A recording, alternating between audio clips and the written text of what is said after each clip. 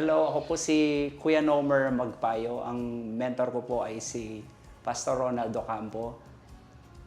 Tinanggap ko po si Jesus Christ noong October 1, 2006. 18 years na po akong Christian, to be exact. Siguro yung mga challenges na na-encounter ko habang tinitake ko yung Destiny class. Kasi online kami. Actually, hindi naman sa challenge eh. Siguro, dahil nandiyan yung mga bata, minsan medyo maingay, ganyan. Pero, smooth naman lahat.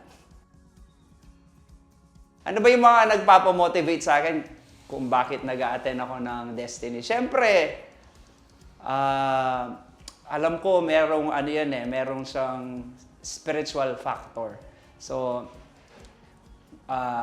gusto ko kasing mas lalong maging skillful when it comes sa leadership. Kaya alam ko na kailangan mag-attend talaga ako at tapusin ko yung Destiny class. Yung pinaka-memorable sa akin during mga Destiny class, yung nakapag face-to-face na. Kasi iba pa rin talaga yung yung face-to-face na nag-aaral, yung sa equipping. Kasi nag-online kami dahil sa pandemic.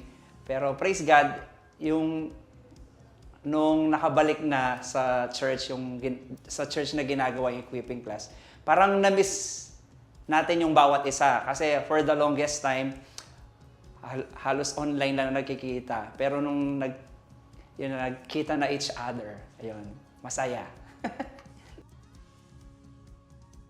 So, yung impact sa akin ng pag-a-attend ng Destiny class, for me lang masasabi ko sa sarili ko na naging competent sa pagiging leader. Sa area ng pagdi-disciple, kung paano equip yung mga disciple mo, lalo-lalo na kapag meron silang mga challenges sa buhay, yung mga kailangan mong bigay na mga advice, ay inspired dapat sa Word of God. So, yun yung malaking tulong sa akin ng pag-a-attend ng Destiny class. Yan masasabi ko na nag-grow talaga yung relationship ko kay Lord through this Destiny class. Kasi lahat ng mga pinag-aaralan natin, yung mga librong lahat ng mga nakapaloob dun sa librong binabasa natin, maraming Word of God, kaya parang no wonder na hindi mag-grow yung spiritual life mo. Talagang matik mag-grow talaga yung spiritual life mo dahil yung mga librong binabasa natin ay injected sila ng Word of God. Kaya during classes, nare-remind ka talaga na yung calling na binigay sa atin ng Lord, hindi siya basta-basta yung calling sa leadership.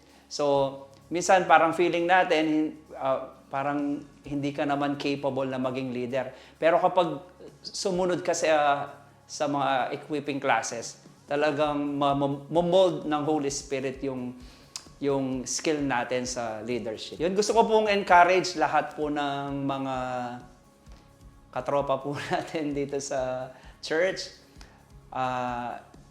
Very essential po talaga yung na mag-enroll po tayo sa ating mga equipping classes. Simula life class hanggang tapusin po natin Destiny 6. So after pong natapos natin yan, masasabi mo sa sarili mo na, glory to God, sumunod ako sa panawagan na gusto ng ating Panginoon. Yun lang. God bless.